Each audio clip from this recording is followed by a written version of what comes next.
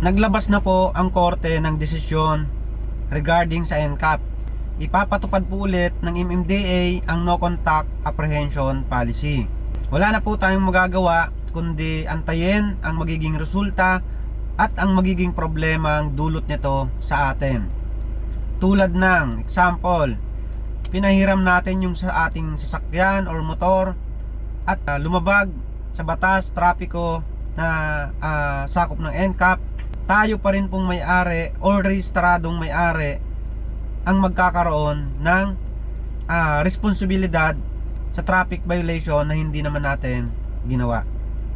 Pangalawa, yung mga sasakyan na nabenta noon pa at hindi pa rin nagkaroon ng pagkakataon na i-transfer sa kanilang pangalan yung sasakyan, yung unang may-ari po or kung sino yung nakalagay sa papel niya na may-ari, yun po ang magkakaroon ng violation. Ang dalawang nabanggit po ay maaari nating i-contest sa MMDA. Pero isa po itong malaking abala, lalong-lalo na sa malalayong lugar ng galing.